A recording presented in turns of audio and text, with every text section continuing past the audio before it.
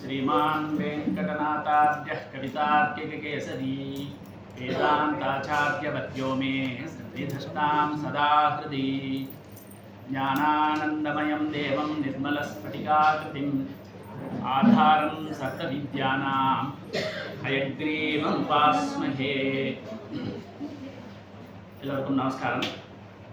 இன்னைக்கு ஒரு உத்தமமான ஒரு நாள். என்ன அப்படின்னா, பாகவத பாராயணம் நடந்துருக்கு. அதில் இப்போது 9வது ஸ்கந்தம் முடிஞ்சு 10வது ஸ்கந்தம் ஆரம்பிக்க போகிறது. பெருமானுடைய அவதாரம். காற்கலந்த மேனியான் கை கலந்த ஆழியான் பார்கலந்த வல்வயிற்றான் பாம்பனையான் சீர்கலந்த சொன்னிணைந்து சூழ்வினையின் ஆழ்துயரை போக்காரேல் என் நினைந்து போக்குவரை போது. நமக்கு இருக்கக்கூடிய இந்த பொழுதை எப்படி கழிக்கணும், பொழுதுபோக்கு அப்படின்னு சொல்றோம் இல்லையா, அந்த பொழுதை எப்படி போக்கணும் அப்படிங்கிறதுக்கு ஆழ்வார் ஒரு அழகான ஒரு கேள்வியை கேட்கிறார். நம்ம பொழுதை போக்கணும் அப்படின்னா நற்பொழுது போக்க வேண்டும், நல்ல விதமாக நம்முடைய காலத்தை நம்ம கழிக்கணும். எப்படி அதை நல்ல விதமாக கழிக்கிறது அப்படின்னா, பெருமாளை பத்தி பேசணும், பெருமாளை பத்தி சிந்தனை பண்ணணும், பெருமாளை பத்தி கேட்கணும். கற்பார் ராமபிரானை எல்லால் மற்றும் கற்பரோ. ஒருத்தருடைய சரித்திரத்தை பார்த்து நல்ல விஷயங்கள் கத்துக்கணும் அப்படின்னா ராமச்சந்திர பிரபு பார்த்து அவருடைய சரித்திரத்தின் நல்ல விஷயங்களை நாம கத்துக்கணும். அதே போல நல்ல விஷயங்கள் எல்லாம் கேட்டு தெரிஞ்சுக்கணும் அப்படின்னா கிருஷ்ணாவதாரத்துல அவருடைய லீலைகள் அது எல்லாத்தையும் நம்ம கவனிச்சு அனுபவிச்சு அதுல இருந்து பல விஷயங்களை நம்ம கற்றுக்கணும். ஏன் ராமாவதாரத்துக்கும் கிருஷ்ணாவதாரத்துக்கும் மட்டும் இந்த சிறப்பு அப்படின்னா, தர்மத்தை காப்பாற்றுறதுக்காக தான் பெருமாள் அவதாரம் பண்றார். எல்லா அவதாரங்களிலையும் தர்மத்தை காப்பாற்றுறார். இருந்தாலும் இந்த 2 அவதாரம் தான் பூர்ணாவதாரம் அப்படின்னு. மற்ற அவதாரங்கள் எல்லாம் அம்சாவதாரம். ஏதோ அந்த ஒரு நேரத்துக்கு அந்த ஒரு சிச்சுவேஷனுக்கு திடீர்னு ஓடி வந்து அந்த குழந்தையை காப்பாற்றணும் அப்படிங்கிறதுக்காக தயாராக இருக்காராம் நிருசிம்மன். முன்கூட்டியே ஒரு சேர்ல உட்காந்துட்டோம்னா குழந்தை கை மாற்றி வேற ஒரு இடத்த காட்டிட்டுனா என்ன பண்றது? குழந்தை இல்லையா, மறந்து போயிடும். அதனால எங்கன்னு சொல்லி அடையாளம் காட்டுறது. குழந்தைகளுக்கு இடது வலது எல்லாம் வேற கன்ஃபியூஷன் இருக்கும். இதோ இப்படியே வலது பக்கமா போகணும் அப்படின்னு இடது கையை காட்டும். அதனால நரசிம்மாவதாரத்தில் பெருமாள் என்ன பண்றாருன்னா, திரைலோக்கியமேத தகிலம் நரசிம்ம கர்ப்பம், எந்த இடத்த குழந்தை சொல்லுவானோ தெரியாதுன்னு சொல்லிட்டு ஒவ்வொரு இடத்துலையும் தயாரா இருக்கலாம் பெருமாள். இப்படி அந்த ஒரு க்ஷணத்துக்கு மட்டும் ஏதோ ஒரு அவசியத்தை கருதி ஏதோ ஒரு தேவைக்காக அவதாரம் பண்ணி அங்க பக்தனை ரட்சிக்கிறார். சாது ஜன பரிபாலனம், ஆர்த்த பிராணம், தன்னை அண்டி வந்த பக்தனை காப்பாற்றணும். எதற்காக பக்தனை காப்பாற்றணும் அப்படின்னா, பக்தால் தான் தர்மத்தை செய்வார். தர்மத்தை காப்பாற்றணும், அதுதான் பெருமாளுக்கு இருக்கக்கூடிய முக்கியமான ஒரு நோக்கம். அதுதான் பகவான் கீதையிலும் சொல்றார், யதா யதாஹி தர்மஸ்ய கிளானிர் பவதி. தர்மம் எப்பொழுதெல்லாம் குறைகிறதோ, தர்மத்துக்கு எப்பொழுதெல்லாம் ஒரு தேக்க நிலை வருகிறதோ, அதர்மம் தலையெடுத்து ஓங்கி அப்படியே தலைவரிச்சு ஆடுறதுன்னு சொல்றாங்க. அந்த மாதிரியான ஒரு நேரத்துல நான் அவதாரம் பண்ணுவேன். அதுக்காக என்ன பண்றேன் அப்படின்னா, பரித்ராணாய சாதுனா. ஸோ சாதுக்களை பரிபாலனம் பண்றது எதற்காக அப்படின்னா, தர்மத்தை காப்பாற்றுறதுக்காக தான். ஏன் இந்த தர்மத்தை காப்பாற்றணும் அப்படின்னா, அதுதான் மனிதர்களுக்கு இருக்கக்கூடிய ஒரு விசேஷமான ஒரு குணம். ஆடு மாடுலாம் சாப்பிட்றது நம்மளும் தான் சாப்பிட்றோம். ஆடு மாடு தான் குட்டி போடுறது நம்மளும் தான் குட்டி குழந்தை. அதுகளும் வீடு கட்டுறது நம்மளும் வீடு கட்டுறோம். அதுகளும் தூங்குறது நம்மளும் தூங்குறோம். அப்போ நமக்கும் அந்த விலங்குகளுக்கும் என்ன வித்தியாசம்? எந்த வகையில் மனிதர்கள் மிருகங்களை விட ஒரு படி வசத்தின்னு நம்ம சொல்ல முடியும் அப்படின்னா, அது பர்த்ருஹரி அப்படிங்கிற ஒரு மகாகவி ரொம்ப அழகா சொல்றார். ஆஹார நித்ரா பய மைதுனானி. ஆஹாரம், நித்ரா, பயம்னா ப்ரொடெக்ஷன், தன்னைத்தானே பாதுகாத்துக்கிறது. அதுக்காக ஒரு வீடு கட்டி நம்ம வசிக்கிறோம், அது குகைகளில் வசிக்கும், இல்லை பாதுகாப்பான ஒரு இடத்துல இருக்கும், கூடு கட்டிக்கும், ஏதோ ஒன்று பண்ணும், அதனுடைய பாதுகாப்பு. மைதுனானி, வம்ச விருத்தி அதுவும் பண்ணுறது நம்ம பண்ணுறோம். சாமானியமேதது பசுபிகி நராணாம். ஆக இந்த குணங்கள் எல்லாம் மிருகங்களுக்கும் பட்சிகளுக்கும் மனிதர்களுக்கும் எல்லாம் பொதுவானது. அப்போ தர்மோகி தேஷாம் அதிகா விசேஷா. அப்போ மனிதர்களுக்குன்னு விதிக்கப்பட்ட விசேஷமான குணம் என்னன்னா தர்ம. தர்மத்தை நம்ம எப்பொழுதும் செய்யணும். தர்மேன ஹீனஹா பசுபி சமானஹா. எந்த ஒரு மனுஷன் தர்மத்தை கடைபிடிக்கிறது இல்லையோ, தர்மத்தை பண்றது இல்லையோ, அவன் சாட்சாத்து ஒரு மிருகம்தான், ஒரு பசு, மிருகத்துக்கு சமமானவன் அப்படின்னு கவி சொல்றார். அப்போ நம்ம எல்லாம் அந்த மிருகம் அப்படிங்கிற கேட்டகரியில் வரக்கூடாது. அப்படின்னா நம்ம என்ன பண்ணணும் அப்படின்னா தர்மத்தை. இந்த தர்மம் எப்படி நம்ம பண்றது அப்படின்னா மகாபாரதத்தில் அழகா சொல்லி வச்சிருக்கா, ஆச்சார பிரபவோ தர்ம. ஆச்சாரத்தினால்தான் தர்மம் வரும். இதை யார் பண்ணக்கூடியவர்கள் அப்படின்னா சாதுக்கள். அப்போ சாதுக்களை நம்ம பரிபாலனம் பண்ணணும் அப்படிங்கிறதுக்காக தான் பகவான் அப்பப்போ அவதாரம் பண்றார். இதுல 2 பூர்ணாவதாரம்னு சொன்னேன் இல்லையா, ஒன்று ராமாவதாரம், ஒன்று கிருஷ்ணாவதாரம். ராம சரித்தத்தை கேட்டு அனுபவிக்கணும், கிருஷ்ண லீலையை கேட்டு அனுபவிக்கணும். ராமலீலை அப்படின்றது ஒன்றும் பெரிய சுவாரஸ்யமா ஒன்றும் பெருசா கிடையாது. நார்த் இந்தியாவில் சொல்லுவா ராமலீலா அப்படின்னு சொல்லுவா, ஏதோ ஒரே ஒரு விஷயத்துக்கு மட்டும் சொல்லுவா, அதை கொண்டாடுவா. ஆனா ராமச்சரித்தம் தான் ரொம்ப ரொம்ப முக்கியம். ராமச்சரித்தம் மானசம்னே ஒரு மகாகாவியம் எழுதினார் துளசிதாஸ். கிருஷ்ணனை பத்தி எவ்வளையோ காவியங்கள்லாம் இருக்கு, புராணங்கள் இருக்கு, இதிகாசங்கள் இருக்கு. இருந்தாலும் அதை மறுபடி எல்லாரும் சொல்லி கேட்டு ரசிக்கக்கூடியதுன்னா கிருஷ்ண லீலை. வளர்ந்த அப்புறம் அவர் நிறைய விஷயங்கள்லாம் பண்றார். அதுல நிறைய பேருக்கு அதை ஒத்துக்கக்கூடியதாகவும் இருக்கும், சில பேருக்கு வித்தியாசமான அபிப்பிராயம் கூட இருக்கும். பட்டிமன்றம்லாம் நடத்துவார். அவர் பண்ணது சரியா, அது சரியா தப்பான்னு சொல்றதுக்கெல்லாம் நம்ம யார், நமக்கு என்ன அருகத்தெல்லாம் இருக்கு? பெருமாள் பண்ணது சரியா அப்படின்னு கேள்வி கேட்கறதுக்கு நமக்கு என்ன சக்தி இருக்கு? ஆனால் நிறைய பட்டிமன்றங்கள்லாம் வச்சுட்டு இருப்பா, நடத்திட்டு இருப்பா. இவர் சொன்னது இவர் இப்படி இன்னும் பண்ணி இருக்கலாமா, அப்படி பண்ணது சரியா அப்படின்னா இந்த விவாதங்கள்லாம் நடக்கும், இருக்கட்டும். இருந்தாலும் எதை கேட்டு ரசிக்கணும் அப்படின்னா ரொம்ப அழகா சொன்னார் ஒரு கவி, ஜகுமே சுந்தருகே தோனா. இந்த உலகத்திலேயே எவ்வளவோ பேர்கள்லாம் இருக்கே, அதில் அழகான பெயர்கள் அப்படின்னா 2 பெயர்கள் தான். சாஹே கிருஷ்ண கஹோ யாரா, வேணா கிருஷ்ணான்னு சொல்லிக்கோ, இல்லை ராமான்னு சொல்லிக்கோ, ஷியாமான்னு சொல்லிக்கோ, ராமான்னு சொல்லிக்கோ. இது 2 பெயர்கள் தான் உலகத்திலேயே மிக மிக அழகான பெயர். மற்ற எல்லா பெயர்களுமே அதுக்கு ஒரு படி கீழே தான். அப்போ ராமாவதாரத்தை பற்றி கேட்கணும், கிருஷ்ணாவதாரத்தை பற்றி கேட்கணும், இதை பற்றியே மறுபடியும் படிக்கணும், யாருக்கிட்டையாவது சொல்லணும், சொல்லி கேட்கணும். இதன் மூலமாகவே நம்ம பொழுதை போக்கணும். இப்படி பொழுதை போக்கலைன்னா எண்ணிணைந்து போக்குவர் இப்போது. வேற எப்படிதான் நீங்கள்லாம் இந்த சமயத்தை கழிப்பீங்கோ அப்படின்னு ஆழ்வார் கேட்கிறார். நான் கேட்க முடியாது, ஆழ்வார் கேட்கிறார். அவருக்கு ஆச்சரியம், ஏன்னா அவர் எப்பவுமே உண்ணும் சோறும் பருகு நீரும் தின்னும் விச்சலியும் எல்லாம் கண்ணனே அப்படின்னு நினைச்சிட்டு பொழுது போக்கக்கூடியவர். அதனால அவருக்கு அது சுலபம். அப்போ அவர் வழிகாட்டுறார். வாசித்தும் கேட்டும் வணங்கி வழிபட்டும் பூசித்தும் போக்கினேன் போது. நான் எப்படி என்னுடைய போதை போக்குறேன் அப்படின்னா பாகவதத்தை எடுக்கிறேன், வாசிக்கிறேன், ராமாயணத்தை எடுக்கிறேன், வாசிக்கிறேன், நாராயணத்தை எடுக்கிறேன், வாசிக்கிறேன். எங்கே எடுத்தாலும் ராமனுடைய கதை, கிருஷ்ணன். வாசித்தும் நானே திரும்ப வாசிச்சுட்டு இருந்தேன். அப்போ கார்த்திகா மாமி ஏதோ கதை சொல்றான், அங்கே போய் உட்காந்து கதை கேட்டும். ஜெகநாத மாமாவத்துல ஏதோ இங்கே பாராயணம் நடக்கிறான், வணங்கி. அதே மாதிரி நம்மத்துல லகுவா நம்ம பண்ணலாமே. அவர் ரொம்ப பிருகதா அங்கே வந்து ரொம்ப விசேஷமா விமர்சையா கொண்டாடுறார். நமக்கு அந்த அளவுக்கு சக்தி இல்லை அப்படின்னா லகு ஆராதனம், ரொம்ப சிம்பிளா சின்ன முறையில் நமக்கு எப்படி சௌக்கியமோ, நமக்கு எப்படி தாங்குமோ அந்த மாதிரி பண்ணிக்கலாம். வழிபட்டும் பூசித்தும், பூஜை பண்றது.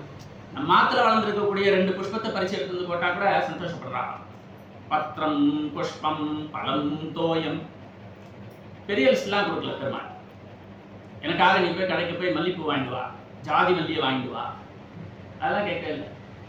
ஆற்று பின்னாடி செடியில எது வளர்ந்துருக்கோ அதை எடுத்துட்டு வா. பத்திரம், துளசி இருக்கா அதுலேருந்து 2 பறிச்சுட்டு வா. வெத்தலை வளர்ந்துருக்கா அதுலேருந்து 2 வெத்தலை எடுத்துட்டு வா. போதும். புஷ்பம், எந்த பூ உனக்கு கிடைக்கிறதோ அதை எடுத்துட்டு வா. பழம் தோயம், எந்த பழம் உனக்கு கிடைச்சாலும் போதும். அதுலேயே கூட ஒரு வாழை மரம் இருக்கு, அதில் ஞாலிப்பூவன் பழுத்துருக்குன்னா அதுலேருந்து 2 பழம் போதும். தோயம், இது எதுவுமே கிடைக்கல அப்படின்னா தீர்த்தம் கூடவா இருக்காது நம்ம இடத்துல. ஒரு டம்ளர் தீர்த்தம் எடுத்து வச்சா கூட பெருமாள் ரொம்ப சந்தோஷப்படுறாரு. ஆனால் ஒரே ஒரு கண்டிஷன் மட்டும் அவர் போடுறார், யோ மே பக்தியா பிரயச்சதி. அது எப்படி கொடுக்குற அப்படின்னா முழு உணர்வோட ஆர்வத்தோட கொடுக்கணும் அப்படிங்கிற மனசோட கொடுக்கணும். சில பேர்லாம் கொடுக்குறா அப்படின்னு அவளுக்கு மனசு வராது. வேற யாராவது ஒருத்தர் நீ இதை கொடு அப்படின்னு கொடுத்தா கூட அவளுக்கு கை வர பந்தியில் அப்படி சாதம் போடுவா. ஆனால் கரண்டிலேயே பாதி திருப்பி எடுத்து. பந்தி பரிபாலனம் பண்ணுறதுங்கிறது ஒரு மிகச்சிறந்த கலை. அது எப்படி பண்ணணுமா, பாத்திரத்திலேருந்து எடுத்தா மொத்தம் விட்டுட்டு தான் திரும்ப வரணும், காலி கரண்டி தான் வரணுமே தவிர அதே பாதி எடுத்துட்டு வரக்கூடாது. உச்சிஷ்டம் அப்படின்லாம் சொல்லி வச்சுருக்காங்க. அது எதுக்கு காரணம்னா முழுசா வாழ்க்கை கொடு அப்படின்னு சொல்கிறதுக்காக, ஒரு மோட்டிவேஷனுக்காக அது சொன்னது. சில பேருக்கு கை நடுங்கும் எடுக்கும்போதே, போடலாமா போடாது, கை வராது. அந்த மாதிரிலாம் இருக்கக்கூடாது. கொடுக்கணும் அப்படிங்கிற ஆர்வத்தோட கொடுக்கணும். யோமே பக்தியா பிரயச்சதி ததகம் பக்தி உபகிருதம் அஷ்னாமி. அதை நான் ஏத்துக்கிறேன்னு பெருமான் சொல்லல, அஷ்னாமி அப்படின்னு சொல்ற. சம்ஸ்கிருதத்துல அஷ்னாமி அப்படின்னா சாப்பிடுகிறேன் அப்படின்றார். நீ பத்திரம் கொடுத்தாலும் சரி, பழம் கொடுத்தாலும் சரி, வெறும் தீர்த்தத்தை எடுத்து வச்சாலும் சரி, ஆனா பக்தியோட கொடுத்தா அதை நான் சாப்பிடுகிறேன் அப்படின்னு ரொம்ப அழகா கிளியரா. இதை விட வேற என்ன ப்ராமிஸ் அவர் கொடுக்க முடியும்? அப்போ என்ன பண்ணணும் அப்படின்னா பக்தி பண்ணணும். பக்தி பண்ணணும் அப்படின்னா அதுக்கு ஆதாரம் என்ன அப்படின்னா விஸ்வாசம். விஸ்வாசம் வேணும். விஸ்வாசத்தோட பண்ணாதான் பக்தி வளரும், பக்தி பண்ண முடியும். விஸ்வாசம் இல்லாத பக்தி பலிக்காது. நம்பிக்கையே இல்லாம ஏதோ கதை சொல்றாரு, சும்மா ஒரு ½ அன் ஹவர் நமக்கு பொழுது போவோம் அப்படின்ற மாதிரி உட்காந்து கேட்டோம்னா அதுல இருக்கக்கூடிய விஷயங்கள் நமக்கு புரியாது. ஏதோ ஜெகநாத மாமா சொல்லியிருக்காரு ஒரு ½ மணி நேரம், அவளுக்கு பாவம் ரெஸ்ட் வேணும் தேவையா இருக்கும் போல் இருக்கு, சரி நமக்கு சும்மா தெரிஞ்சதை சொல்லுவோம் அப்படின்னு உட்காந்து நான் சொன்னேன்னா அதுல ஒரு ஃப்ளோ இருக்காது, அதுல விஷயம் வராது. என்னதான் எழுதி வச்சு பேப்பர் வச்சிருந்தாலும் பேப்பர் பறந்து போயிடும், இல்லைன்னா எழுதி வச்சது மறந்து போயிடும். அப்போ என்ன வேணும்? விஸ்வாசம். சொல்றவாளுக்கும் விஸ்வாசம் வேணும், கேட்கிறவாளுக்கும் விஸ்வாசம் வேணும். அப்பதான் பக்தி பண்ணணும். இதன் மூலமா என்ன வளரும் அப்படின்னா ஞானம் வளரும். ஞானத்துக்கு எது அடிப்படை அப்படின்னா வைராகியம். ஆக ஞான பக்தி வைராகியங்கள் இதெல்லாம் வளர்ந்தால் நாம படைக்கப்பட்டதனுடைய அந்த பலனையை நம்மால் அனுபவிக்கணும். ஆக இதற்காக ராமச்சந்திரத்தை கேட்கணும், கிருஷ்ணலீலையை கேட்கணும், மறுபடியும் மறுபடியும் இதையே தான் கேட்கணும்.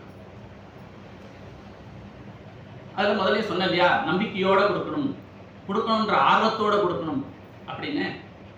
அப்படி ஆர்வத்தோட கொடுக்கப்பட்ட வஸ்து எது அப்படின்னு பெருமாள் பார்க்கறது. அந்த ஆர்வத்தை மட்டும்தான் பார்க்கிறார். ஒரு குழந்தை ஓடி வந்து கொடுத்தா கூட அவர் அதுக்கு சந்தோஷப்படுறார். கொண்டு வந்து கொடுத்தது மிகப்பெரிய வஸ்துவா, விலை உயர்ந்த வஸ்துவா அப்படிங்கிறத அவர் பார்க்கறதே இல்லை.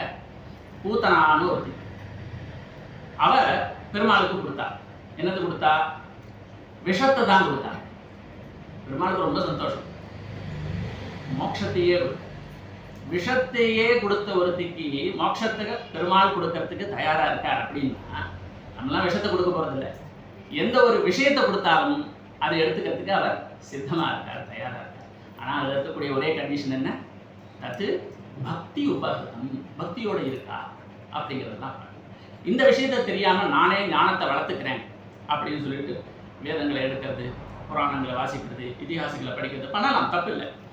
என்னுடைய சொந்த முயற்சினாலேயே இதெல்லாம் படிச்சு தெரிஞ்சு நான் ஞானி ஆயிடுவேன் அப்படின்னு ஒருத்தர் முயற்சி பண்றா அப்படின்னா தப்பில்லை, தாராளமா பண்ணலாம். அவளுக்கு எப்போ வைராகியம் வரும், அவ எப்போ பெருமானுடைய திருவடியை அடைவா அப்படின்னா அதையும் பகவான் சொல்றார், பகூனாம் ஜென்மனாம் அந்தே ஞானவான் மாம் பிரவர்த்தியதே. அவளுக்கு எத்தனை ஜென்மம் ஆகும் எனக்கே தெரியாது. இந்த ஜென்மத்தில் ஆரம்பிப்பா, இதோட சம்ஸ்காரம் அடுத்த ஜென்மா வரும், இன்னும் கொஞ்சம் நன்னா படிப்பா, அடுத்த ஜென்மா வரும், இப்படி கொஞ்சம் கொஞ்சம் கொஞ்சம் கொஞ்சமா எவ்வளோ நாள் ஆகும் அப்படிங்கிறது பெருமாளுக்கே தெரியாதுன்னுட்டார். அப்போ பகுனாம் ஜென்மனாம் அந்த இப்படி பல பல பிறவிகள் எடுத்து கடைசியில் ஏதோ ஒரு பிறவியில் அவளுக்கு ஞானம் சித்திச்சு என்கிட்ட வருவா. வாசுதேவகா சர்வம், வாசுதேவன் தான் எல்லாம் அப்படின்னு தெரிஞ்சுன்னு என்கிட்ட வருவா. ஆனால் அதுக்கு எவ்வளோ காலம், அவ்வளோ காலம் நம்மகிட்ட இருக்கா அப்படின்னா இல்லை. கொடுத்தது ½ மணி நேரம் தானே, அதுக்குள்ளார கதையை சொல்லிருந்தா நீ இன்னும் சொல்லியிருக்கீங்க அப்படின்னா இல்லையா? இப்போ எல்லாமே ஒரு நேரத்துக்குள்ளார கட்டுப்பட்டதாக தானே இருக்கு. அதுக்குள்ளாரையே சீக்கிரம் முடிக்கணும் அப்படிங்கிற ஆர்வம் எல்லாருக்குமே இருக்கும் இல்லையா? அந்த லகுவான உபாயம், சுலபமான உபாயம் ஏதாவது இருக்கா அப்படின்னு தான் தெரியுது. அப்போ லீலாசுகர் அப்படின்னு ஒரு கவி, அவர் சொல்றார், அவர் இதே கேரளாவில் இருந்தவர் தான், பில்வமங்கலம் அப்படின்னு கூட அவருக்கு ஒரு பேர் உண்டு. அவர் 300 ஸ்லோகங்கள் எழுதியிருக்கார் கிருஷ்ண பகவானை பற்றி. திரும்ப திரும்ப திரும்ப திரும்ப கிருஷ்ண லீலையை பற்றியே தான் எழுதியிருக்கார், வேற எதை பற்றியுமே எழுதல. கதை கூட ஒரு கோர்வையாக வராது, அந்த லீலைகள் முன்ன பின்னா இருக்கும். ஆனால் எல்லாமே பகவானுடைய பால லீலைகளை பற்றி மட்டுமே பேசும். அதில் ஒரு ஸ்லோகத்தில் சொல்கிறார், ஞானம் தபஸ் அப்படி இப்படின்னு உங்களுடைய டைம்லாம் வேஸ்ட் பண்ணியிருக்கீங்களே, ரிஷிகள் யோகிகள் முனிவர்கள் அவளெல்லாம் பார்த்து கேட்குறாரு, இவ்வளோ கஷ்டப்பட்டு தேடி இருக்கீங்களே என்னத்தை தேடுறீங்கோ அப்படின்னா, வேதாந்தம் உபனிஷத் அப்படின்னு சொல்கிறோம் இல்லையா, அதில் தானே எல்லா ரகசியமும் அடங்கியிருக்கு, பிரம்ம ரகசியம் இருக்குது அப்படின்லாம் சொல்கிறாளே, அந்த வேதாந்தம் அப்படிங்கிறது ஒரு அடர்ந்த காடு. அந்த காட்டுக்குள்ளார போனால் எது பாதைன்னே தெரியாது, எது போகிற பாதை எது திரும்பி வர பாதைன்னு தெரியாது. இந்த காட்டுக்குள்ளார போய் கஷ்டப்பட்டு அலைஞ்சு திரிஞ்சு இந்த வேதாந்தத்தினுடைய பொருள் என்ன, தத்துவம் என்ன அப்படின்னு தேடங்கிறதுக்காக இவ்வளோ கஷ்டப்படுறீங்களே. நிகமவனேஷு, அந்த வேதம் அப்படிங்கிற காட்டுல ரொம்ப நாளாக கஷ்டப்பட்டு அங்கேயும் எங்கேயும் அலைஞ்சு திரிஞ்சுட்டு இருக்காளாம். அவளை பார்த்து சொல்றா, வரமியம் உபதேசமாத்ரியத்வம், ஒரு சுலபமான உபாயம் சொல்றேன் கேளுங்கோ. ஆத்ரியத்வம் கேளுங்கோ. என்னன்னா, எந்த உபனிஷத் அர்த்தத்தை நீங்க தேடிட்டு கஷ்டப்பட்டு போறீங்களோ அது எங்க தெரியுமா இருக்கு? கோகுலத்துல போங்க, அங்க கோபிகர்களுடைய வீடு வருங்க, ஒரு வீடா தேடுங்கோ. எந்த வீட்டுல வேணாலும் இருக்கும். எங்க தெரியுமா இருக்கும்? அதோட விஷமம் தாங்க முடியலன்னு அவ ஒரு உரல்ல கட்டி போட்டு வச்சிருக்கா. உலு கலே நிபத்தம், எந்த உபனிஷத் அர்த்தத்தை நீங்க தேடிட்டு போறீங்களோ அவ அதை சுலபமா அங்க கட்டி போட்டு வச்சிருக்கா, அங்க போய் பாரு. அதை விட்டுட்டு இங்க உட்காந்து கஷ்டப்படுறாரு. அதை கட்டி போட்டாலே அது எப்படி தெரியுமா இருக்கு? எல்லாருடைய பந்தங்களையும் அவிழ்க்கக்கூடிய சாமர்த்தியத்தை உடையவர் தான் பெருமாள். நமக்கு இந்த ஜனனம் மரணம் அப்படிங்கிற ஒரு பந்தம் இருக்கு இல்லையா, இந்த பந்தம் அப்படின்னா கட்டுன்னு அர்த்தம். இப்படி டைட்டாக ஒரு கயிறு வச்சு ஒரு நாட் போடுறது, அது பேர் தான் பந்தம். அதுதான் ரிலேஷன்ஷிப்லாம் கூட பந்தம்னு சொல்லலாம். இது சொந்தம், அது பந்தம். எல்லா பந்தமும் ஒரு கட்டு தான். ஒரு பையன் அடங்காமல் ரொம்ப தெரியுறான் அப்படின்னா உடனே பிரிவாலாம் சொல்லுவான், அவனுக்கு ஒரு கால் கட்டு போட்டுருணும். கால் கட்டு எதுக்கு அப்படின்னா அது ஒரு பந்தம். ஆக பந்தம் பந்தம்னு சேர்ந்துட்டே இருந்ததுன்னா பாரம் அதிகமாக ரொம்ப வேகமாக ஓட முடியாது. அதுக்காக காலில் கட்டு. இந்த கட்டை யாரால் அவிழ்க்க முடியும் அப்படின்னா பகவான் ஒருத்தனால் தான் முடியும். அந்த சாமர்த்தியம் அதுக்கு இருக்கு. அதனால தான் அவருக்கு பந்த மோக்ஷனா, அந்த பந்தத்தை என்ன அவிழ்க்கக்கூடியவர் அப்படின்னு பேரு. அவர் இங்கே உட்காந்து அழுதுன்றாரா, யாராவது என்ன அவுத்து விடுங்களேன், என் கட்டை அவுத்து விடுங்களேன், என் கையை கட்டி போட்டாலே, என் இடுப்பை கட்டி போட்டாலே, என் காலில் கட்டிட்டாலே, என்ன அவுத்து விடுங்களேன் அப்படின்னு ஒரு கோபிகை கிட்டையா போய் கெஞ்சிட்டு இருக்காராம். அவளை சொல்கிறான், அவங்க என்னன்னா வேணும், எங்கள் ஆற்றுல இருந்து பானையை உடச்சிட்டு போனியோன்னு. ஏன்னா அவ்வளோ விஷம், தீராத விளையாட்டு பிள்ளை ஐயா. என்ன பண்ணுவாராம், அவாத்தில் நிறைய குடங்குடமா தயிர் வெண்ணெய் மோர் பால் எல்லாம் இருக்கும், எல்லாம் பரவாயில்ல. ஆனால் என்ன பண்ணுவாராம், வேணுனே பக்கத்தாருக்கு போயிடும். அங்கே போயிட்டு அங்கே இருக்கக்கூடிய ஊரியெல்லாம் எடுக்கிறது, உடைக்கிறது, தான் சாப்பிட்றது, அடுத்த குழந்தைங்களுக்கு கொடுக்கறது, இப்படி வச்சிருந்தா தான் உடைக்கிறான்னு சொல்லிட்டு ஒரு நாள் என்ன பண்ணாலும் எதையுமே வைக்கலையாம், எல்லாத்தையும் மார்க்கெட்டுக்கு அனுப்பிச்சுட்டா, வித்துலான்னு. ஓஹோ இப்படி பண்ணுறீங்களான்னு தூங்குற குழந்தையெல்லாம் கிள்ளி விட்டாராம். எல்லாம் ஓவோன்னு அலருது. எல்லா கோபிகளும் ஏண்டா கண்ணா இப்படி பண்ணுறேன், கஷ்டப்பட்டு தூங்க வச்சுனேன், தீராத விளையாட்டு பிள்ளை. விஷமம் விஷம்னா அவ்வளோ விஷம். ஆனால் எல்லாருக்கும் அந்த விஷமம் வேண்டு, அது தேவைப்பட்டதா. அந்த நேரத்துக்கு சங்கடமாக இருந்தாலும் அது நினச்சி அவங்களுக்கு போது அவளுக்கு அவ்வளோ சந்தோஷமாக இருக்குது. அந்த மாதிரியான ஒரு கோபிகைகள் வீட்டில் ரொம்ப சுலபமாக கிடைக்கிறதே உபனிஷதர்த்தம் உலு கலே நிபத்தம். அதை விட்டுட்டு எங்கேயோ தேடி தெரிஞ்சுட்டு இருக்கீங்களே, கஷ்டப்படுறீங்களே, ரொம்ப சுலபமாக இருக்கே, இதை பாருங்கோ. அப்பேற்பட்ட அந்த உத்தமமான சரித்திரத்தை வியாச பகவான் அழகா ஒரு புராணமாக எழுதினார். அவர் 18 புராணங்கள் எழுதியிருக்கார். இருந்தாலும் இந்த பாகவத புராணத்துக்கு தான் புராண ரத்னம் அப்படின்னு, மிகச்சிறந்த புராணம் அப்படின்னா. எதுக்காக அப்படின்னா பெருமாளுடைய லீலைகள்லாம் அதில் ரொம்ப அழகாக தெரிவிச்சார் அப்படிங்கிறதுனால. இந்த பழம் ஒரு, இந்த பாகவதம் அப்படிங்கிறது ஒரு மிக சுவையான ஒரு பழம். அது எந்த மரத்தில் விளைஞ்சிருக்கு அப்படின்னா வேதம் அப்படிங்கிற மரத்தில் விளைந்த பழம். இது பழமே ரொம்ப சுவையாக இருக்கும் பாகவத கதை. அது வேதம் அப்படிங்கிற மரத்துலேருந்து விளைஞ்சது அப்படிங்கிறதால இன்னும் அதுக்கு சுவை அதிகம். ஒரு பழம் பழுத்திருக்கா பழுக்கலையா அப்படிங்கிறது நம்மளால் கண்டுபிடிக்க முடியாது. கடையில் போய் எடுத்து பார்த்தோம்னாக்க நசுக்காதீங்க வைங்க அப்படின்னு, வேணும்னா அப்படியே எடுத்துக்கோங்க, தொட்டுலாம் பார்க்காதீங்க அப்படின்னு தான் சொல்கிறான். அப்போ பழம் பழுத்திருக்கா இல்லையாங்கிறது எப்படி தெரியும்? எடுத்து மூக்கு கிட்ட கொண்டு போனோம்னா பெரியாதுல மூந்து பார்க்கக்கூடாது அப்படின்னு. அப்போது மூந்தும் பார்க்கக்கூடாது, தொட்டும் பார்க்கக்கூடாது, சாப்பிடவும் முடியாது. ஒரு பழம் பழுத்திருக்குங்கிறது எப்படி கண்டுபிடிக்க முடியும்? அது பட்சிகளுக்கெல்லாம் ரொம்ப சுலபமாக தெரியும். இது பழம் பழுத்திருக்கா இல்லை, காய் என்றைக்குமே கொத்தாது. சரியான பழத்து மேலே போய் அது அழகாக உட்காந்துக்கும். கிளி போய் உட்காந்துட்டு அந்த பழத்தை ஒரு கொத்து கொத்தும். இந்த கிளியோட பாரம் தாங்காமல் அந்த பழம் டொக்குன்னு கீழே விடும். குடுக்குன்னு ஓடி போய் பிடிச்சிக்க வேண்டியதான். சுகமுகாத் அமிர்த திரவ சம்யுதம். சாதாரண பழமே ருசிக்கும், கிளி கொத்தின பழத்துக்கு ரொம்ப சுவை அதிகம். சம்ஸ்கிருதத்தில் சுக அப்படின்னா கிளி அப்படின்னு அர்த்தம். இன்னொரு அர்த்தம் என்ன அப்படின்னா சுகாச்சாரியம். இந்த பாகவதம் எப்படி வந்தது அப்படின்னா சுகாச்சாரியார் கதையா சொல்லத்தானே வந்தது. அப்போ சுவை இன்னும் கூடி போயிடும். பிபத்த ரசமாலயம். இந்த ரசம் இருக்கே குடிக்க குடிக்க திவிட்டாத ஒரு ரசம். பிபத்தை எவ்வளோ முடியுமோ அவ்வளோ குடிங்கோ, எவ்வளோ வேணுமோ அவ்வளோ காலம் எடுத்து வச்சு அனுபவிங்கோ. புவி ரசிகா பாபுகா. நீங்கள்லாம் அவங்க கொடுத்து வச்சுங்க. வேற யாருக்கும் இந்த மாதிரியான ஒரு வாய்ப்பு கிடைக்காது. அப்பேற்பட்ட ஒரு சிறப்பான இந்த கதை இல்லையா அப்படின்னு சொல்லிட்டு ஆரம்பிக்கிற அந்த கதையை உக்ரசேனன் அப்படின்னு ஒரு ராஜா, அவனுடைய பிள்ளை கம்சன் கொடுங்கோல் மன்னன் அப்படின்னு சொல்றாரு. அந்த மாதிரி கொடுங்கோல் ஆட்சி பண்ணிட்டு இருக்கான். பேருக்கு அப்பாவை ராஜா அப்படின்னு வச்சுட்டு ராஜபரிபாலனம் பண்றதெல்லாம் இவன் தான். ஏதாவது முக்கியமான விஷயத்துல கையெழுத்து வேணும்னா மட்டும் எடுத்துட்டு போவான். செக் புக் எல்லாம் எடுத்துட்டு போவான் அப்பா கிட்ட, சைன் போடு, போடலன்னா ஜெயிலில் போட்டுருவேன் அப்படின்னு மிரட்டுவான். அவரும் சரின்னு பண்ணுவார். இந்த கையெழுத்து வாங்குற நேரத்தில் கண்ணாடி எடுத்து ஒழிச்சு வச்சுருவான். கண்ணாடி இல்லாமல் அவருக்கு கண் தெரியாது. கையெழுத்து ஒண்டி ஒரு மாதிரி போட்டு கொடுத்துருவார். இப்படி ராஜ்ய பரிபாலனம் பண்ணிட்டு இருக்கான். எல்லா ராஜ்யங்களையும் தம் வசப்படுத்தின்னு இருக்கான். வசப்படாத ராஜ்யங்களெல்லாம் எப்படியாவது கப்பம் கட்ட வச்சுட்டு இருக்கான். அப்போ பக்கத்திலேயே ஒரு ராஜ்யம் இருக்கு. அதனுடைய ராஜா யாரு அப்படின்னு பார்த்தா சூரசேனன் அப்படின்னு ஒரு ராஜா. அவருக்கு ஒரு பிள்ளை, அவர் பேர் தான் வசுதேவன். எப்படியாவது இந்த ராஜ்யத்தையும் தங்கீழ கொண்டு வந்துட்டோம்னா அவளும் கப்பம் கட்டுவான். இதுக்கு என்ன பண்ணலாம் அப்படின்னு யோசிச்சான். அவனுடைய சித்தப்பா ஒருத்தர் தேவகன் அப்படின்னு ஒரு ராஜா. அவருக்கு ஒரு பொண்ணு தேவகி அப்படின்னு. இந்த பொண்ணை கல்யாணம் பண்ணி கொடுத்துட்டோம்னா மாப்பிள்ளைக்கு மாப்பிள்ளையாச்சு, சொத்துக்கு சொத்து ஆச்சு, அவரும் சண்டையும் வேண்டாம், இது பந்து ஆயிட்டார், அவர் ஒழுங்கா டாக்ஸ் கட்டிடுவார். வசுதேவன் எப்படின்னா பரம சாது, சரியான தார்மிகன். ஒரு வார்த்தை சொன்னா அந்த சொல்படியே நிற்பார். வார்த்தைக்கு கட்டுப்பட்டு கட்டு டாக்ஸ் அப்படின்னா சரியாக கட்டிடுவார். எக்ஸ்டென்ஷன் உண்டா, ஆகஸ்ட் முடிஞ்சு போச்சு, செப்டம்பர் உண்டா, அக்டோபர் உண்டாலாம் கேட்டுருக்க மாட்டார். கரெக்டாக இதை ஜூலைக்குள்ளார முடிக்கணும் அப்படின்னா மார்ச்சே கட்டிடுவார். பரவாயில்ல, ஃபார்ம் 16 ஃபில்அப் பண்ணணுமா, சரல் ஃபில்அப் பண்ணணுமா, எதுவாக இருந்தாலும் முதல்ல ரெடியாக வச்சுருவார். அப்படிப்பட்ட பரம சாது அவர். அதனால இதெல்லாம் இந்த அரசியல் ஆசையினால அவன் பண்ணி கல்யாணம் பண்ணி வைக்கல தேவகிக்கு. எதனால அவனுடைய பலத்தை பெருக்கிக்கலாம் அப்படின்னு. இருந்தாலும் இது வெளியில தெரியக்கூடாது இல்லையா, தன்னுடைய சொந்த மோட்டிவுக்காக இதை பண்றான் அப்படின்னா நல்லா இருக்கு.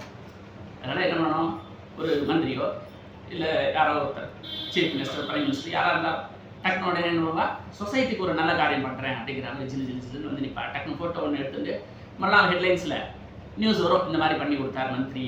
அந்த மாதிரி இவனும் பேப்பரில் பேர் வரணுங்கிறத எல்லா பேப்பர்காரனும் சொல்லிட்டான். நாளைக்கு எல்லோரும் வந்துருங்கோ, கேமராலாம் எடுத்து வந்துருங்கோ, ஸ்டோரி என்ன போடணும்னு நானே சொல்கிறேன், ஹெட்லைன்ஸ் என்ன நானே சொல்கிறேன், நீங்கள் கரெக்டாக போட்டுடணும் அப்படின்னு சொல்லிட்டு கல்யாணம் பண்ணி விட்டுட்டு தானே சாரத்தியம் பண்ணுறான். எல்லாருக்கும் வயிற்றுக்குள்ளேயே கிடைக்கிறது. ஐயோ இவன் என்னத்துக்கு இப்போ திடீர்னு டிரைவரே அழகாக ஓட்டின்னு போவாரே, இவனத்துக்கு ஓட்டின்னு வரான், உனக்கு ஓட்ட தெரியுமா தெரியாதா தெரியலையே அப்படின்னு.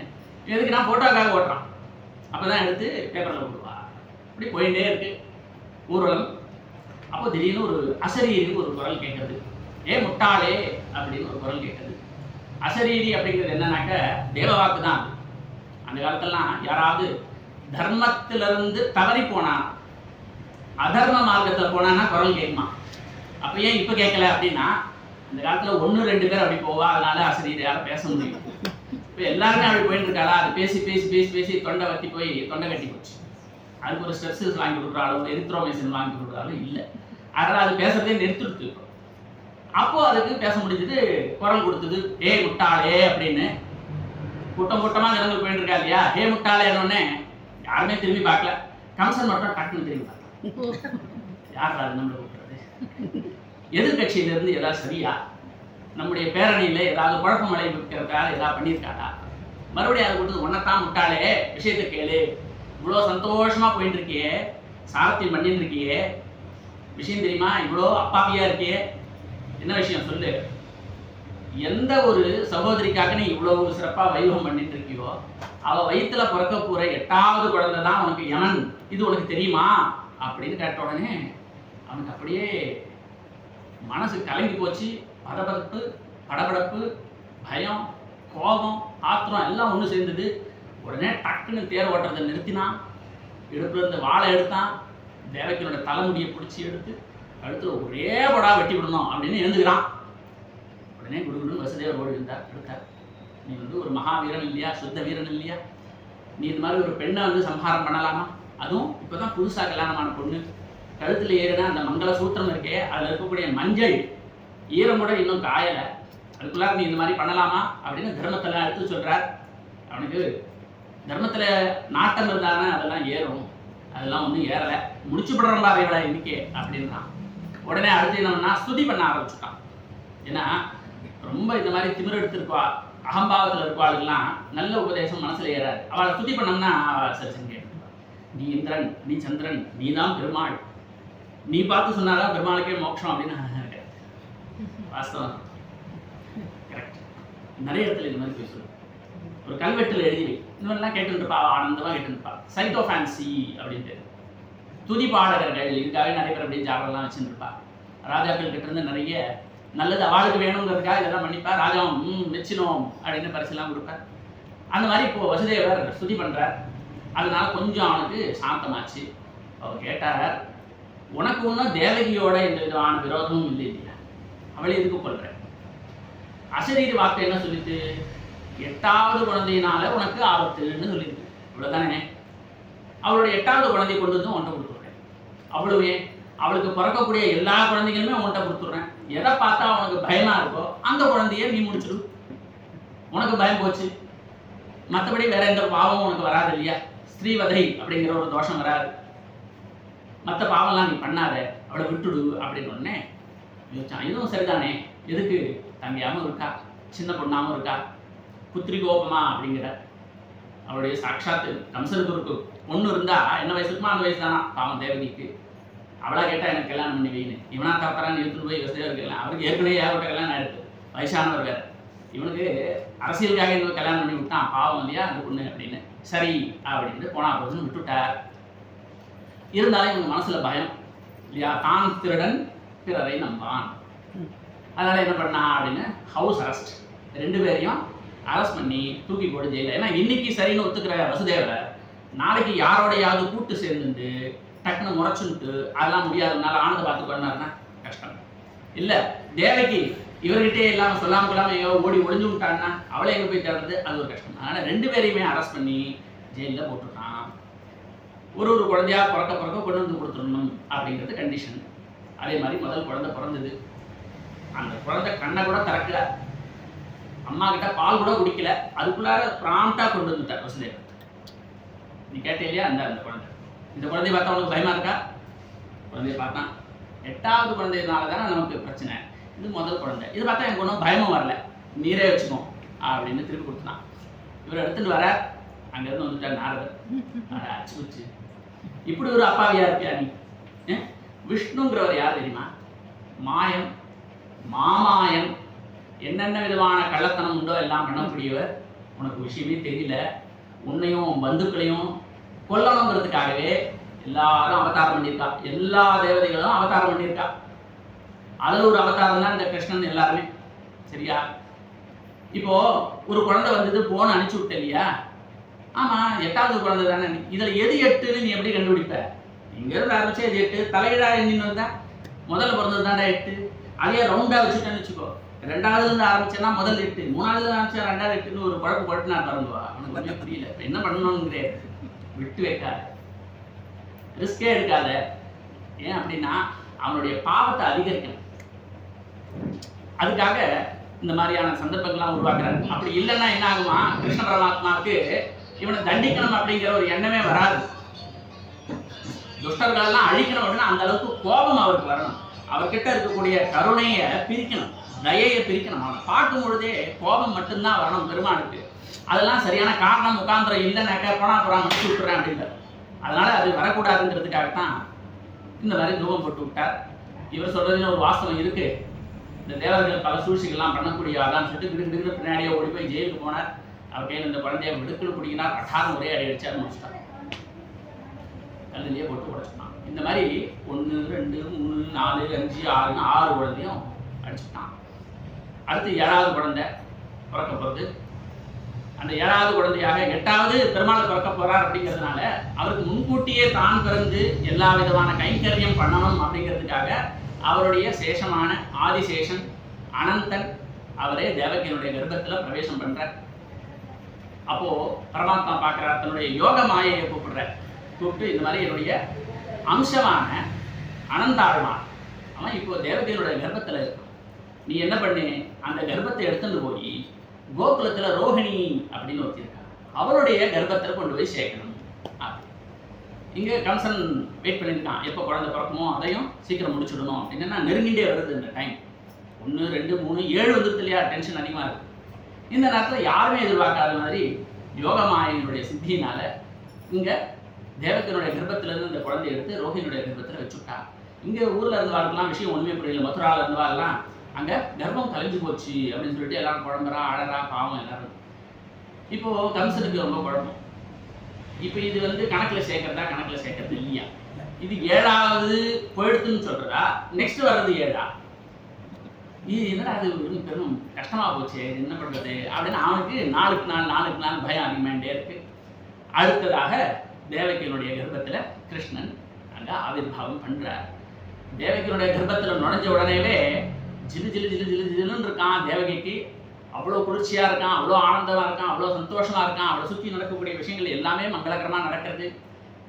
எல்லா இடத்துலையும் பட்சிகள் ரொம்ப ஆனந்தமா சத்தம் போடுறது, யாரும் வாசிக்காமலேயே வாத்தியங்கள்ல இருந்து இனிமையான சத்தங்கள்லாம் கேட்கறதான்.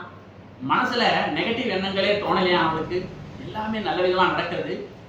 அப்படி பகவான் பிரவேசிக்கும் போது 2 பேருடைய கர்ப்பத்துல பிரவேசம் பண்ணா. ஒன்று தேவகியினுடைய கர்ப்பத்துல அது ஜிலு ஜிலு ஜிலுன்னு இருந்ததான், இன்னொன்று கம்சனுடைய வயிற்றுல அவனுக்கு ஒரே நெருப்பள்ளி கொட்டினா மாதிரி இருந்தான், ஒரே தகிக்கிறதான். கருத்தை பிழைப்பித்த கஞ்சன் வயிற்றில் நெருப்பெண்ண நின்ற நெடுமாலே அப்படின்னு ஆண்டாள் ரொம்ப அழகா பாடுறான். ஒரு க்ஷணம் போறதான் அவனுக்கு பயமா இருக்கு. உட்காந்துருக்கான், திடீர்னு சேர் உடஞ்சி கீழே விழுந்துருவோமோ அப்படின்னு பயம். உடனே எழுந்து நிற்கிறான். நின்றுட்டே இருக்கும்போது ஏதாவது உத்தரம் தலையில விழுந்துருவோம் அப்படின்னு சொல்லிட்டு நடக்கிறான். நடக்கும்போது தடுக்கி விழுந்துருவோமோ அப்படின்னு சொல்லிட்டு படுத்துக்கிறான். படுத்துண்டா யாராவது போட்டுருவாளோ அப்படின்ட்டு எழுந்துக்கிறான். இப்படி ஒரு க்ஷணம் கூட அவனால நிம்மதியா இருக்கவே முடியல. எதை பார்த்தாலும் அவனுக்கு கிருஷ்ணா கிருஷ்ணா கிருஷ்ணா கிருஷ்ணா கிருஷ்ண பயமாவே இருக்கு.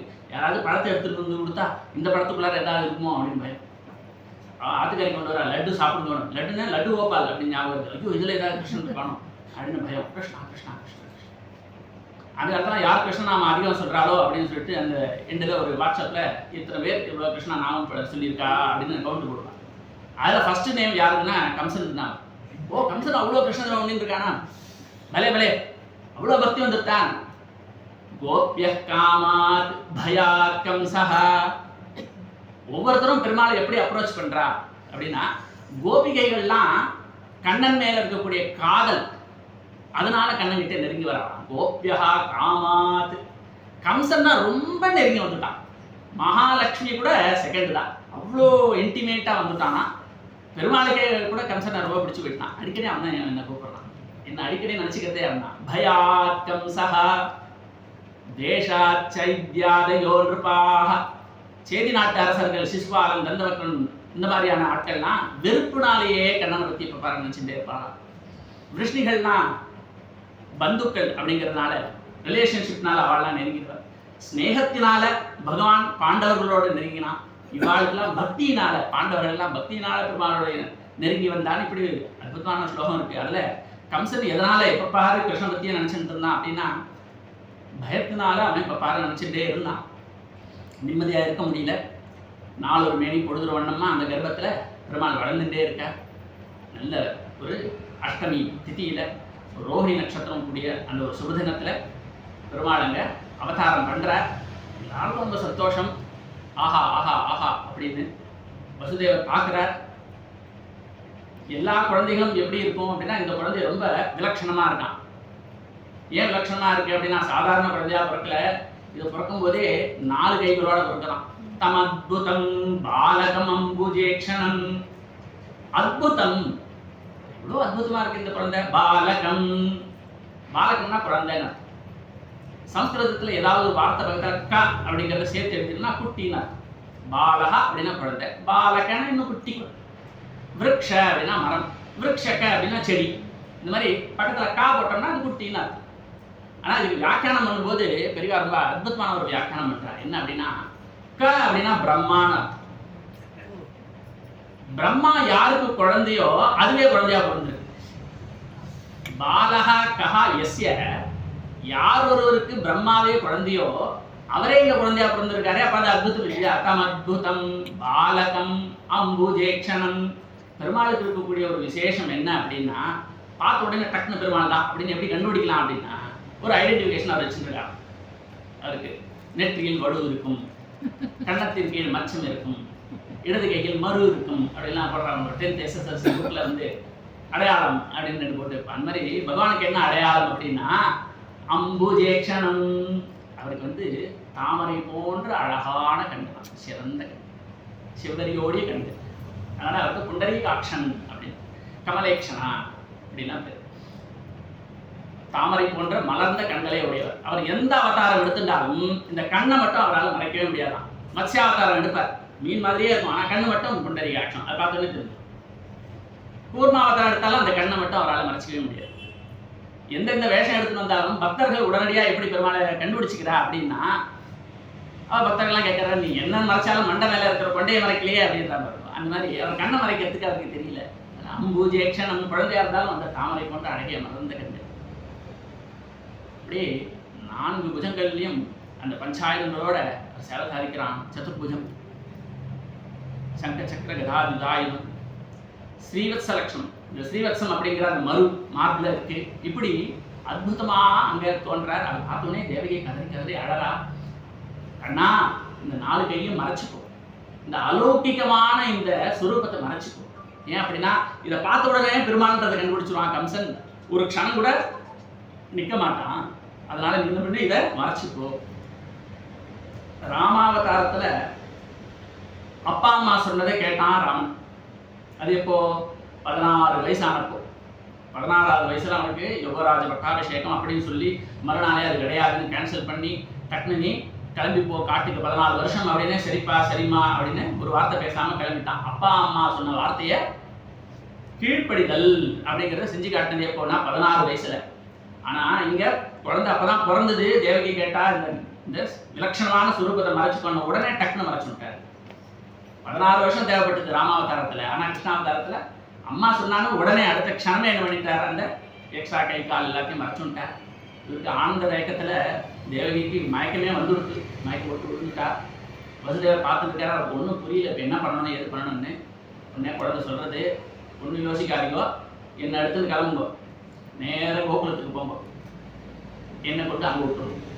கோகுலத்தில் ஒரு குழந்தை பிறந்தது, அந்த குழந்தையை இங்கே கொண்டு வாங்க. கோகுலத்தில் அங்கே என்ன குழந்தை அப்படின்னா நந்தகோபன் யசோதா அப்படின்னு தம்பதிகள். அவளுக்கு தன்னுடைய யோக மாயையே அங்கே குழந்தையா பிறக்க வச்சிருக்கார்.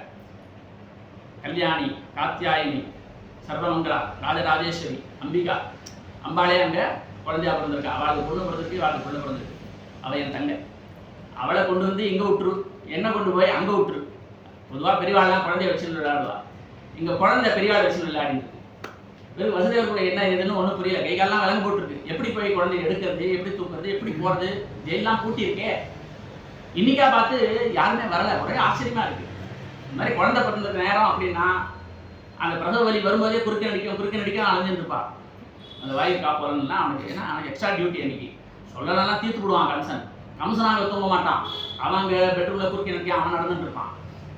இன்னைக்கா பார்த்து ஒரு வயலும் காணும், எல்லாரும் அசந்து தூங்கிட்டு இருக்கா. என்ன ஒரு ஆச்சரியம் அப்படின்னு வசுதேவர் யோசிச்சுட்டு இருக்கா. இதுக்கு விட குழந்தை சொல்றது எனக்கு ஒரு போய் அங்கே விடு, சரி சொல்றதை செய்வோம் அப்படின்னு குழந்தைய எடுக்கணும்னு வர கையில் இருக்கிற விலங்குகள்லாம் தானா காணும் எடுத்துட்டார்.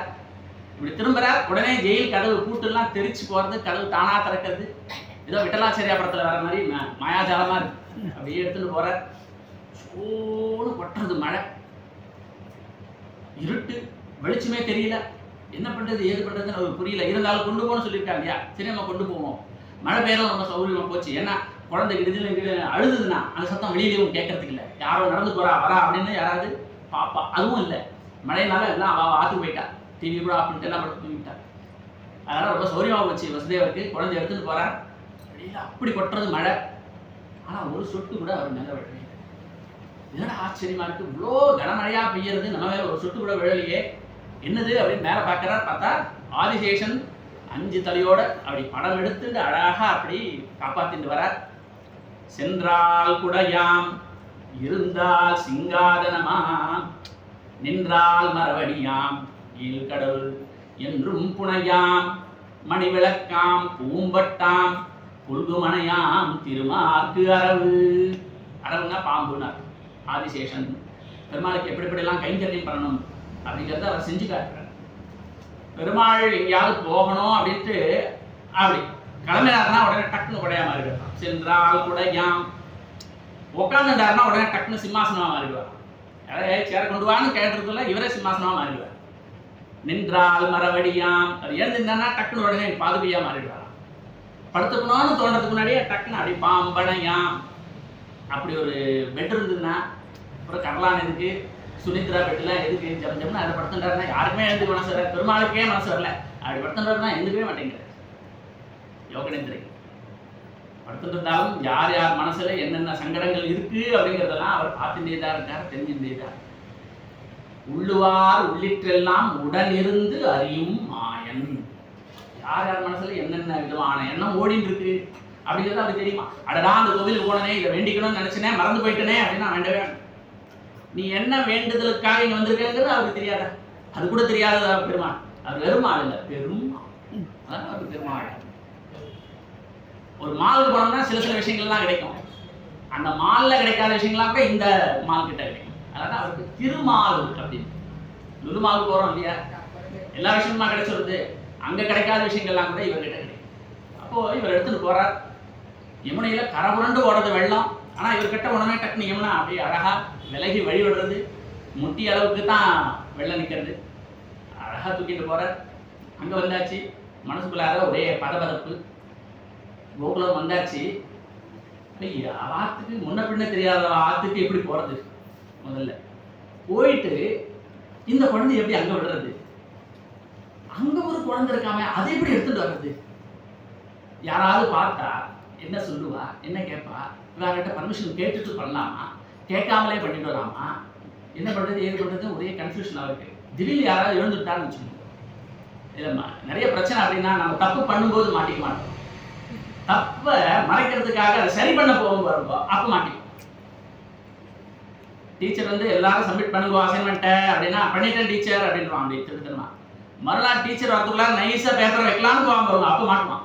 சரிதான் பண்றான். இப்போ டீச்சர் பார்க்கறதுக்கு முன்னாடி சப்மிட் பண்றான். ஆனா டீச்சர் பார்த்துற என்னடா பண்ற வெய்ய அங்கேயே. இப்போ அந்த மாதிரி என்ன நடக்கும், எது நடக்கும் இருக்கு பல வகுப்பு. சரி இருந்தாலும் பெருமாள் பாரத்தை போட்டு பண்ணுவோம் அப்படின்ட்டு நேராக அங்கே போகிறேன். அந்த நந்தகோபனுடைய வீடு கதவும் அங்கே திறந்துருக்கு. யாராவது முடிச்சுட்டு படம் பார்த்தா யாருமே இல்லை. எல்லாருமே யோகமாயனுடைய அந்த சக்தியினால மயக்கத்திலேயே இருக்கா. வீடு கொண்டு போனார். இந்த குழந்தைய வச்சார். அங்கே ஒரு குழந்தை அழகாக கை காலை வீசிட்டு தாவிண்டு ரெடியாக இருக்கு. குழந்தைகள்லாம் சட்டுன்னு அடுத்தா தூக்கினா வராது. அதுவும் பொன் குழந்தைகள்லாம் ரொம்பவே தயங்கும். ஆனால் இந்த குழந்தை கை கால் தூக்கின்னு ரெடியாக இருக்குது. எப்போ நீ தூக்கிக்கு போகிற நான் வரேன் அப்படிங்கிற மாதிரி அந்த குழந்தைய எடுத்துட்டார். மறுபடியும் பார்த்தார். கண்ணனாச்சே, வாராதிருந்து வந்த கண்ணன் இல்லையா? இது வரைக்கும் அவருக்கு ஒரு பிள்ளை கூட இல்லை. 8 பிள்ளை பெற்றாருன்னு பேர் தானே தவிர ஒரு பிள்ளை கூட இல்லையே. அதனால அந்த கண்ணனை விடத்துக்கும் மனசு வரல. இந்த குழந்தைய எடுத்துட்டார். அந்த குழந்தையும் எடுத்துட்டாராம். மனசால எடுத்துட்டார். மனசு முழுக்க கண்ணனையே வச்சுட்டு அப்படி எடுத்துன்னு போறார். நேரம் எடுத்துன்னு போய் வந்துட்டார் மதுராக்கு. அவர் வர வர டக்கு டக்குன்னு ஒரு கதவாக மூடிக்கிறது. உள்ள வந்தா ஜெயில் கதவை சாத்திக்கிறது. குழந்தைய கீழே வச்சா டக்குன்னு உடனே கையில விலகு வந்து. அது வரைக்கும் அமைதியா இருந்த குழந்தை அப்படி பக்கத்துல வச்சனே வீல் வீல் வீல் வீல் வீல் கட்டிருந்தாரு. உடனே சத்தத்தை கேட்டு எல்லாரும் முடிச்சுட்டான். காவலாளி எல்லாம் குடு குடு குடுன்னு ஓடிடுறா. சோல்ஜர்ஸ்லாம் இந்த பக்கம் ஓடுறா. நேரம் ஓடி போய் கம்சன் கிட்ட சொல்லணும்.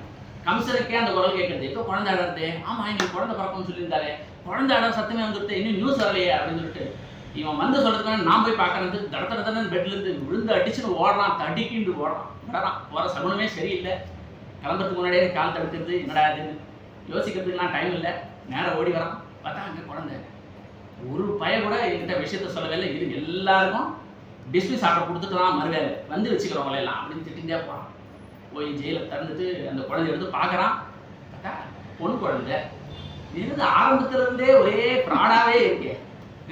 முதல் இது 2வது இதுன்னு தெரியலன்னு பார்த்தா 7வது இருக்கா இல்லையான்னு போச்சு. 8வது குழந்தைன்னா ஆனா இப்போ அது பொண்ணா இருக்கு. இப்போ இது 8ல் சேர்க்கிறதா 8ல் சேர்க்காததா ஒன்றும் புரியலையே. சரி எதுக்கு ரிஸ்க்கு அப்படின்னு அந்த குழந்தையோட காலை பிடிச்சி தூக்கி தலைக்கு மேலே சுழட்டி ஓங்கி ஒரு அடி அடிக்கலான்ட்டு போனான். வெறும் கையில் இருந்து பறந்து போயிடுச்சு. யோகமாய மங்கள ஸ்வரூபிணி அவளெல்லாம் கொல்ல முடியுமா? ஹாஹா கலகலக்கெல்லாம் சிரிக்கிறான். நிறைய முட்டாள், என்ன என்ன கொள்ள வர? நான் உன்னுடைய எதிரி இல்லை. உன்னுடைய எதிரி கோகுலத்தில் அங்கே சௌக்கியமா இருக்கான். நான் இதை சொல்லணும்னு அவசியம் இல்லை. என் காலை பிடிச்சிட்டு இருக்கியா, அதனால போனா போது நான் கடைசி வார்னிங் மாதிரி கொடுக்குறேன். இனிமேலாவது திருந்த பாரு. என்ன உன்னை கொல்ல வந்த நான் இல்லை, உன் எதிரி வேற இடத்துல சௌக்கியமா இருக்கான், அதனால முடிஞ்சா புடைச்சிக்கோன்னு சொல்லிட்டு அவள் பறந்து போயிட்டான். சர்வமங்கல மாங்கல்யே சிவே சர்வா சாதிகே சரண்யே திரியம்பகி கௌரி நாராயணி நமோஸ்துதே. ராஜராஜேஸ்வரியா சுரூபத்தை காட்டி 8 கைகள் ஆயுதத்தோட நின்று அவனுக்கு ஒரு ஃபைனல் வார்னிங் கொடுத்தா. மனசில் ஒன்றும் ஏறல. நேரம் போய் குழம்பு போய் உட்காந்துருக்கான். எல்லாரும் கூப்பிட்டு டிஸ்கஸ் பண்ணுறான். இப்போ என்ன பண்ணலாம்? குழந்தை இங்கேருந்து மிஸ்ஸிங், எங்கேயோ இருக்கு, இதை தேடி கண்டுபிடிக்கணும். அதை கொண்டாதான் எனக்கு நிம்மதி. எப்படி பண்ணலாம் அப்படின்னு ஒவ்வொருத்தரும் ஒரு விதமான ஐடியா கொடுக்குறா. டக்குனு ஒருத்தர் சொன்னார், டக்குனு நாளைக்கே நீங்கள் என்ன பண்ணுங்க, ஒரு கவர்மெண்ட் ஆர்டர் பாஸ் பண்ணிடுங்க. பிறந்த குழந்தைகளுக்கெல்லாம் எல்லாரும் கார்பரேஷனில் கொண்டு வந்து பர்த் சர்டிஃபிகேட் கண்டிப்பாக வாங்கியே ஆகணும். அப்படி இல்லைன்னா குழந்தைங்களுக்கு அந்த தடுப்பூசிலாம் கிடையாது, ஸ்கூல் அட்மிஷன்லாம் கிடையாதுன்னு ஒரு ரூல் போடுங்க. பிறந்த குழந்தைங்க மொத்தத்தையும் கொண்டு வந்துடுவாங்க. அதை பார்த்துட்டு எல்லாத்தையும் நம்ம ஃபினிஷ் பண்ணிவிடலாம், ஈஸி சுலபம் அப்படின்னு. அப்படியும் சில பேர் தான் கொண்டு வரா, சில பேர் அதே மறைச்சி வைக்கிறா. இருந்தாலும் விஷயம் தெரிஞ்சு கொடுத்து கோகுலத்தில் ஏதோ ஒரு குழந்தை பிறந்திருக்கா மாதிரி ஒரு வதந்தி. சரி, அது உண்மையா பொய்யா கண்டுபிடிச்சிடுவா அப்படின்னு பூத்தனாவை அனுப்புகிறான். நான் மற்றவெல்லாம் போனால் கொஞ்சம் உஷாராயிடுவா. இந்த பூத்தனா வந்து பெண் இல்லையா, அவள் கொஞ்சம் மாயாஜாலம்லாம் பண்ணி உருவத்தை மாற்றிட்டு போய் அங்கே என்ன இருக்குன்றதை வேவு பார்த்துட்டுப்பா அப்படின்னு. இவ அங்கே போனால் அங்கே பேசிக்கிறது, அங்கே நடைமுறை வழக்கங்கள் அதெல்லாம் பார்த்தா ஏதோ குழந்தை பிறந்தா மாதிரி தான் இருக்குது. சரி, இந்த விஷயத்தை கொண்டு போய் எதுக்கு சொல்லுவானே, எஸ் குழந்தை பிறந்திருக்குன்னு சொல்கிறத விட குழந்தை பிறந்தது பார்த்தேன், அதை தீர்த்துவிட்டேன் அப்படின்னு சொல்லிடலாமே அப்படிங்கிறதுக்காக நேராக போய் பார்த்தா. சரி, அந்த வீட்டுக்கே போய் அந்த குழந்தைய தூக்கிட்டு வந்து அதுக்கு விஷத்தையே கொடுப்போம் அப்படின்னு விஷத்தை கொடுத்தா. கிருஷ்ணன் பார்த்தா விடுவானா? எனக்கு ஏதோ கொடுக்குறேன், நான் அதை மொத்தத்தையும் எடுத்துருந்தா விடுறது, மொத்தத்தையும் முடிச்சு உரிய ஆரம்பிச்சுட்டான். ஐயோ கத்துறா வேதனையில், விடு விடு விடு அப்படின்னு கத்துறா. ஆனால் கிருஷ்ணன் விடுறதா இல்லை. அவள் கொடுத்த அந்த விஷத்தோடு பாலோடு அவளுடைய பிராணனையும் சேர்த்து உறிஞ்சாராம். அப்படியே மறிச்சு கீழே விழுந்தாக்கு அப்புறம் தான் அவரோட ராட்சச சுரூபத்தோட விடுறான். என்னதான் மாயாஜாலம்லாம் பண்ணாலும், மேஜிக் ட்ரிக்ஸ்லாம் பண்ணி உருவத்தை மாற்றிருந்தாலும் சில நேரங்களில் உண்மையான சுரூபம் வந்துடுமா. அது எப்போ அப்படின்னா, சாப்பிடும்போது, தூங்கும்போது, இறக்கும்போது அவளுடைய சுயஸ்வரூபம் வந்துடுமா. என்னதான் மேக்கப் போட்டு இருந்தாலும் சாப்பிடும்போது அவளுடைய சுரூபம் வெளில வந்துடும். தூங்கும்போது எவ்வளோதான் நாகரிகமாக நம்ம தூங்கணும் அப்படின்னு நினச்சாலும் தூங்கும்போது நம்ம அவசரத்தில் நம்ம இருக்கிறது இல்லையா. நேரம் படுத்துனா அப்படியே இருக்கும். கட்டளை இருக்குன்னா எஸ் மாதிரி படுத்துன்னு தூங்கிட்டு, இசட் மாதிரி இருப்பார் நடுவர். பசங்களாம் வந்து எம் மாதிரி டபிள்யூ மாதிரிலாம் தூங்கிட்டு ஏபிசிடி கற்றுக்கலாம் பசங்க தூங்குற பார்த்து. இந்த ராட்சசி அவன் மேலே ஏறி விளையாடுன்னு இருக்க. இந்த குழந்தை பார்த்து எல்லா கோப்பர்கள்லாம் பயந்து போயிட்டா. ஆஹா, இது மாதிரி ஒரு விபத்து வந்துடுத்தே, ஆபத்து வந்துடுத்தே, குழந்தைக்கு என்ன ஆகுமோன்னு யசோதை கொண்டு வந்து அதுக்கு திருஷ்டிலாம் கழித்து தன்னுடைய பாலை கொடுத்து, அந்த விஷத்தை முறிக்கிறதுக்காக தன்னுடைய பாலை கொடுத்து அந்த குழந்தைய சமாதானம் பண்ணி தூங்க வைக்கிறா. குழந்தை பயந்துருக்குமோ, ஏன்னா குழந்தைக்கு ஏதாவது ஆகுமோ அப்படின்னு பயந்தது இவ தான். குழந்தைக்கு ஒன்றும் இல்லை, அது மட்டும் ஜாலியாக இருக்கு. இப்படி பார்த்து ஆடகத்த பொன்முலை அசோதி ஆட்சி பிள்ளையாய், இப்படி ஆளுவாய் அமுதமுண்ட இருக்குலோ அப்படின்னு ஆழ்வார் கேட்கிறார். அப்படி தன்னுடைய சன்னியபானத்தை கொடுத்து குழந்தைய தூங்க வைக்கிறார். அதுக்கப்புறம் பூத்தனா போயிட்டா அப்படின்னு தெரிஞ்சதுன்னே விடலை கம்சன். அதுக்கு அடுத்தது சகடாசுரன் அனுப்புறான், திருணாவர்த்தன் அனுப்புறான், தீனுகாசுரன், வத்சாசுரன், அது இன்னும் பெரிய லிஸ்ட்டு. எல்லாரும் வர, எல்லாரும் பெருமாள் கையிலே சம்ஹாரம். இன்னும் முடியல. கடைசியில் அதே கிருஷ்ணனே நேர மதுரைக்கு வரார். மதுரைக்கு வந்து அங்கே கம்ச சம்ஹாரம். கம்ச சானூர எவ்வளோ ராட்சசர்கள் இருந்தாலும், தேனுகாசன் வத்சாசன் இருந்தாலும் கடைசியில் மல்யுத்தத்தில் கம்சனை இவர் வதம் பண்ணார், அடித்தார். இதிலிருந்து தெரிஞ்சக்கூடிய விஷயங்கள் என்ன அப்படின்னா, பெருமாள் ஒருத்தரை சிஷ்ட பரிபாலனம் துஷ்ட நிகிரகம் அப்படிங்கிறதுடைய கடமையாக எடுத்துட்டு வந்தா கூட கடைசி வரைக்கும் அவளுக்கு திருந்தறதுக்கு ஒரு வாய்ப்பு கொடுத்துட்டே இருக்க. இப்பயாவது நீ திருந்துருவியா, இப்பயாவது நீ மாற மாட்டியா, இப்பயாவது என்கிட்ட நீ நெருங்கி வரமாட்டியா, இன்று போய் நாளை வா அப்படின்னு எதுக்கு சொல்லணும். அன்னைக்கே கதையை முடிச்சுக்கலாமோ. இருந்தாலும் ஒரு சான்ஸ், கடைசியாக ஒரு வாய்ப்பு கொடுத்தோம்னா இவன் தெரிஞ்சுடுவானோ அப்படின்னு பார்க்கணும் அப்படிங்கிறது பெருமாளுக்கு ஒரு ஆசை. அந்த ஆசைக்காக அவர் திரும்ப திரும்ப ஒரு சான்ஸ் கொடுத்துட்டே இருக்காரு. அதே மாதிரி கிருஷ்ணாவதாரத்தில் பல சான்ஸ் கொடுத்தாரு, அவங்க தெரிஞ்சதா தெரியல. கடைசியில் இதை ரொம்ப அழகா இப்பேற்பட்ட இந்த மகா பாகவத கதையை ஒரே ஒரு ஸ்லோகத்திலே ஒரு கவி ரொம்ப அழகா சொல்லிட்டார். ஆதௌ தேவகி தேவி கர்ப்பஜனனம். முதல்ல கதை எங்க ஆரம்பிக்கிறது அப்படின்னா தேவகி தேவி கர்ப்பஜனனம். தேவகி மாதா கிட்ட அந்த கர்ப்பத்துல இருந்து குழந்தையா பிறந்தார். ஆதௌ தேவகி தேவி கர்ப்பஜனனம் கோபி கிருஹே வர்தனம். பிறந்தது இங்க, ஆனா வளர்ந்தது இங்க அங்க ஆயப்பாடியில தானே வளர்ந்தான், கோகுலத்துல தானே வந்தான், பிருந்தாவனத்துல தானே ஓடினான். ஒருத்தி மகனாய் பிறந்து ஓரிரில் ஒருத்தி மகனாய் ஒழித்து வளர ஆண்டவர் அழகா பாடுற இல்லையா. கோபி கிருஹே வர்தனம். வளர்ந்ததெல்லாம் கோபிகைகள் வீட்டில் தான். ஏன் யசோத வீட்டில் அவன் வளர்ந்ததே கிடையாது. எல்லாம் ஓடி ஆடி விஷமம் பண்ணதெல்லாம் பக்கத்தாத்துல அடுத்தாத்துல எதிர்த்தாத்துல. செய்யும் துஷ்ட தன்னத்திற்கோர் எல்லையே இல்லை. யசோத பாடுறான், இந்த பையன் பண்ற விஷமத்தனத்துக்கு ஒரு எல்லையே இல்லை. தேடி பிடிக்க என்ன சக்தியும் இல்லை. திருட்டத்தனம் பண்றான் அப்படிங்கிறது எல்லாரும் சொல்றா. கையும் களவமா ஒரு நாள் குடிச்சிடணும். இவா சொல்றதை நம்புறதா அவன் சொல்றதை நம்புறதா தெரியலையா. அவன் பாவம் கொஞ்சம் வச்சு நம்ம நான் அப்படிலாம் பண்ணலமா அப்படிங்கிறான். பையனை நம்புறதா இவா சொல்றதை நம்புறதா ஒன்றும் தெரியலையே.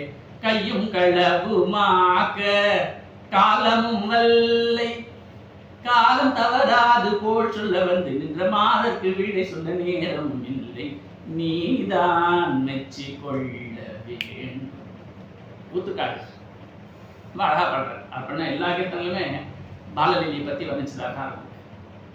இப்படிப்பட்ட கிருஷ்ணன் இவ்வளவு விஷமம் பண்ணிட்டு இருக்கான். அவனை என்ன பண்றது, எப்படி கட்டுறது, என்ன பண்றது, எனக்கு ஒண்ணுமே முடியலையே அப்படின்னா, சரி ஒரு நாள் மனசை கல்லாக்கிட்டு இவனை வந்து உரலை கட்டி போட்டுருவோம், அழ கட்டி போட்டுருவோம். ஒரு நாள் கட்டி போட்டாதான் இன்னைக்கு எந்த விதமான கம்ப்ளைண்ட்ஸும் வராது. எப்படி போய் பக்கத்தாத்துல எதிர்த்தாத்துல போய் திருடுறான் பார்த்துருவோம் அப்படின்னு சொல்லிட்டு ஒரு கயிறு எடுத்துன்னு வந்து அவனுக்கு அடுத்து வயிற்றுல கட்டலாம் அப்படின்னு பார்க்குறா.